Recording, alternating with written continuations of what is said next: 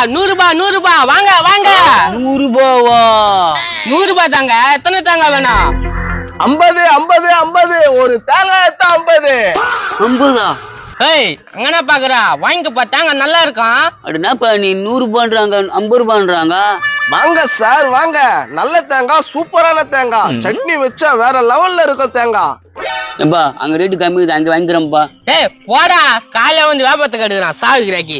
வாங்க சார் வாங்க, 3 தேங்காய் வேணுமா இல்ல 6 தேங்காய் வேணுமா? வெறும் 50 ரூபா தான் சார். அவன் தேங்காய் 100 ரூபான்றான்ப்பா, பிராடுக்கிற பையன்.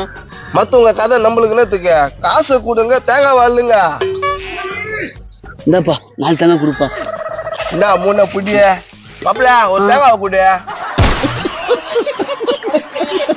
டேய் அவனுக்கு அந்த பாக்கெட்ல வச்சிருந்து அதே எடுத்துக்குறா. அதுவும் கரெக்ட் தான். நான் 2 பேரும் பேசுறீங்க. நாங்க அப்படித்தானே பேசுவேன். இந்த புடி. என்ன இதுயா தேங்காய் தவுளு இருக்குதா?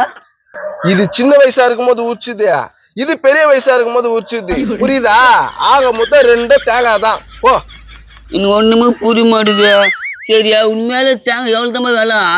தேங்காய் 50 ரூபா தான். நீ 50 ரூபான்னு சொன்னா வாங்குவியா? அதனால தான் அங்க 100 ரூபான்னு சொல்லி நான் 50 ரூபான்னு வித்தேன். இதா புடி. நல்ல வியாபாரம் பண்றீங்க, ஆனா கேனீங்க நாங்க தான் இல்ல.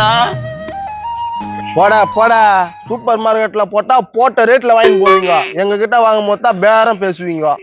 100 தேங்காய் 100. 50 தேங்காய் 50.